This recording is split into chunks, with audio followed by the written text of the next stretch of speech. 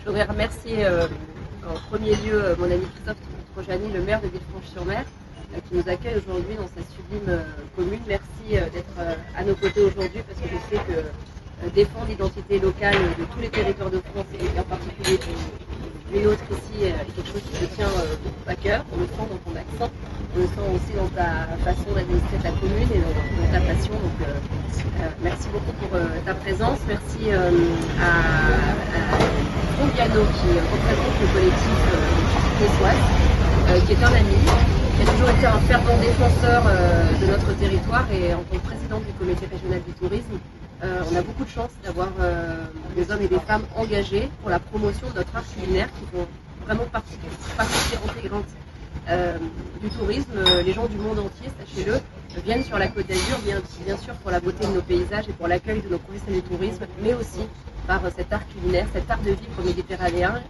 qui sont incroyables grâce au travail de nos amis restaurateurs. Je suis accompagnée aussi d'une avocate et c'est elle qui est aussi à l'initiative justement de cette future proposition de loi qui est celle de protéger nos recettes de cuisine, notre patrimoine culinaire français, on s'exprimera tout à l'heure et chacun pourra contribuer.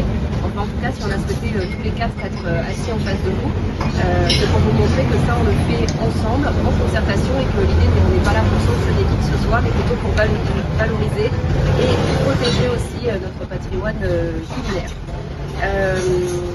Cette idée, elle est venue, on le disait à l'instant, d'une avocate et d'un niçois qui m'ont sollicité pour justement essayer de les défendre, mais ils m'ont sollicité dans le cadre de l'exercice de mes mandats.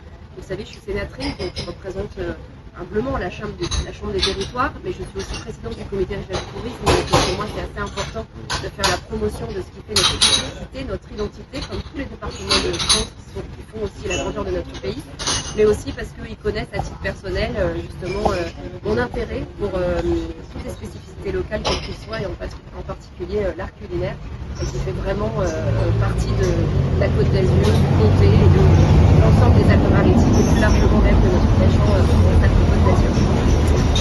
Ce qu'on a souhaité faire, c'est de poser une question écrite, c'est-à-dire qu'en fait c'est un dispositif qui permet d'écrire au gouvernement. Donc on a alerté le ministre de la Culture pour lui demander qu'est-ce qu'il envisageait de faire pour la protection des recettes de cuisine. Alors si on a souhaité les protéger, c'est parce qu'on s'est rendu compte, enfin en tout cas moi à titre personnel, ce qui me dérange le plus quand je suis dans certains supermarchés de notre pays, c'est de voir certains industriels qui n'hésitent pas à utiliser la popularité d'un plat préparé, c'est-à-dire en l'occurrence, on va prendre l'exemple pour ici de la salade niçoise, par exemple du pambagna, mais qui détournent leur contenu, c'est-à-dire qu'ils préparent, ils ne les cuisinent pas, ils préparent ces recettes avec à l'intérieur des ingrédients qui ne sont pas conformes à la recette originale. Je trouve que c'est un mépris pour les territoires, et donc je n'ai pas souhaité tout de suite faire une action, une proposition de loi pour les sanctionner.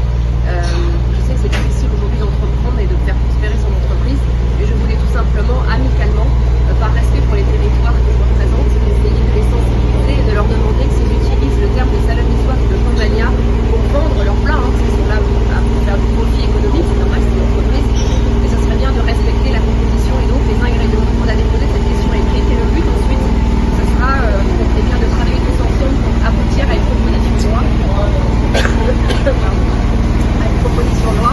Qui visera non pas à sanctionner, mais surtout à protéger et à offrir un cadre juridique pour justement nos recettes de cuisine qui font la grandeur de la France, qui sont l'identité même de nos départements, c'est protégés.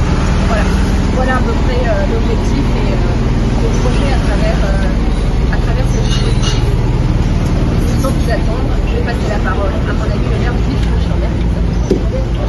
Très heureux de recevoir Alexandra Borchio, la sénatrice, une des 3 sénatrices des Alpes-Maritimes, qui défend donc le patrimoine culinaire local, en fait. Plus que la cuisine niçoise, encore plus que la cuisine niçoise, son projet, c'est un projet à l'échelon national. C'est pour ça que ce matin, quand j'ai lu l'article dans Nice Matin où il est demandé si elle était niçoise, est-ce que vous êtes bien niçoise pour défendre la cuisine niçoise? Eh bien, Alexandra est d'Antibes, c'est une vraie antiboise. Et d'ailleurs, elle est sénatrice du territoire d'Antibes, c'est bien ça. Entre autres. Et donc, elle défend le patrimoine culinaire local. Et ça, je crois que c'est vachement important de défendre le patrimoine culinaire local, parce qu'en fait, elle défend notre cuisine. la cuisine de tous les Français. Je vous donne un exemple très simple. Ma maman, Jean-Paul, ma maman, son nom c'est Nicole Guillaume. C'est une Guillaume, donc c'est une niçoise, une vraie niçoise. On fait un Guillaume de Villefranche. Elle fait la cuisine niçoise depuis toujours, c'est-à-dire qu'elle cuisine à l'huile d'olive, elle fait les petits farcis, la pisse à la bière, les poivrons à l'huile, la salade niçoise, le poulpe à la niçoise. Et donc je pense que tout ça c'est vraiment d'une importance capitale. Et d'ailleurs ici, on est au cœur du patrimoine culinaire niçois. On a Jean-Paul Roux, qui est le pêcheur emblématique de Villefranche. Il vient d'ailleurs de rentrer de la pêche. Et là je vois les restaurateurs qui vont le voir pour lui acheter du poisson frais. Et le poisson qui ce soir sera dans les assiettes des restaurants. C'est bien ça, Jean-Paul? Exact. On a aussi Franck Viano, que je connais pour lui avoir rendu quelques menus services. Et Franck, c'est un grand défenseur de la cuisine niçoise. Et d'ailleurs, il défend désormais la cuisine niçoise, même en dehors de Nice, à Villefranche-sur-Mer, par exemple. Et puis, on est au restaurant Loubantry, avec le patron, Olive, qui est là en face de moi. Il faut que vous sachiez que Loubantry, ça vient pas de nulle part. La Yole de Bantry, c'est un bateau traditionnel qui a plus de 200 ans d'existence. Et d'ailleurs, on en a un exemplaire magnifique à Villefranche. Il y en a un à Beaulieu aussi, je crois. Et donc vraiment, ici, on est au cœur du patrimoine maritime, du patrimoine culinaire. Et puis, on est au cœur de la Côte d'Azur. Alexandra disait qu'elle était très heureuse d'être à Villefranche. Elle peut être heureuse d'être à Villefranche parce que la Côte d'Azur historique, c'est de Villefranche à Monaco. Et donc ici, on est en pleine Côte d'Azur. Et on défend vraiment le patrimoine. Et d'ailleurs, Jean-Paul Roux, ça en est un exemple parfait. Si vous faites 100 mètres un peu plus loin vers l'ouest, là, vous avez la chapelle Cocteau. Et il vient de restaurer toute la façade de la chapelle Cocteau, qui est magnifique et donc qui fait honneur à la prédomie des pêcheurs. Voilà, moi, c'est en gros ce que je voulais vous dire ce matin. Je pense qu'on est dans une démarche positive, Alexandra l'a bien souligné. On veut défendre le patrimoine culinaire français à Marseille. On va défendre la bouillabaisse. Même si la meilleure bouillabaisse de la Côte d'Azur, elle est probablement à Villefranche-sur-Mer. Je ne vous dirai pas dans quel restaurant. Il faut essayer tous les restaurants de Villefranche pour le découvrir. Donc voilà, je suis très heureux d'être ici, très heureux de vous accueillir et très heureux de cette démarche, qui est une démarche essentielle pour défendre la cuisine française. Voilà, merci beaucoup. Recette de cuisine et j'ai réfléchi justement pendant 5 ans sur le fait que le droit actuel ne permet pas de protéger les recettes de cuisine et j'ai proposé au sein de la seconde partie de mon travail une protection justement des créations culinaires pour faire évoluer le droit positif.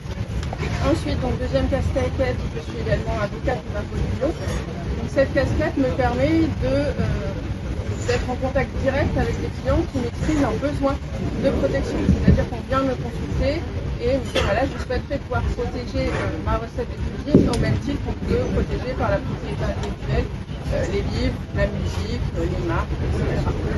Et enfin, donc, la troisième casquette avec laquelle je me présente aujourd'hui, c'est celle de la présidente de Tocalois.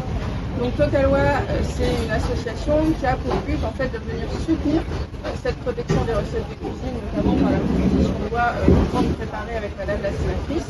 Donc au bureau, nous avons donc je suis la présidente, vous avez Franck qui est également donc le secrétaire adjoint, vous avez Yann Laurent, donc également avocat qui est secrétaire général, vous avez également Madame Bernier qui est trésorière et également un pâtissier de votre région, donc Castagnier qui est donc la trésorière adjoint. Le but de cette association, c'est de discuter avec vous, donc que ce soit tout à chacun, des cuisiniers, des juristes, pour justement travailler au mieux ce texte, pour l'améliorer une seconde fois, pour le déposer à nouveau et voilà, avoir les avis de tout le monde, échanger ensemble pour en vue de déposer la proposition de loi à nouveau. Voilà. Merci. Bravo.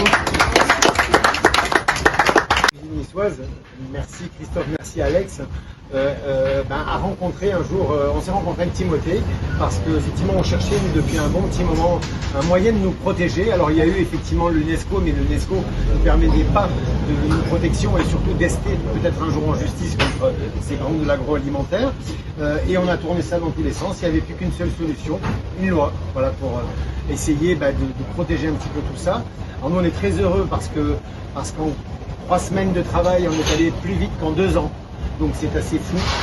Et c'est ça qui est chouette quand on a des élus font leur véritable travail d'élu et y mettent de la passion, les choses vont très vite. C'est pas vrai que la politique ralentit les projets quand on est avec des gens qui savent faire les choses. Au contraire, ça les accélère énormément. Donc on est très heureux qu'Alexandra puisse avoir récupéré le flambeau, que ça reparte dans les tuyaux de l'Assemblée. Alors ils sont très très longs et parfois, mais on va essayer de raccourcir un petit peu. Non, nous on est très heureux parce que la cuisine doit vraiment être protégée. En France, on peut déposer, comme l'a dit Timothée, on peut déposer un livre, on peut déposer un tableau, on peut déposer une chanson. On ne peut pas déposer une recette de cuisine. C'est assez fou dans la patrie de la gastronomie. Donc voilà, merci en tous les cas de toutes les personnes et on a besoin d'aide. Donc il faut aller sur tocalois.org, il faut aller aussi sur le blog et le site d'Alexandra parce qu'on a besoin d'aide justement pour nous soutenir.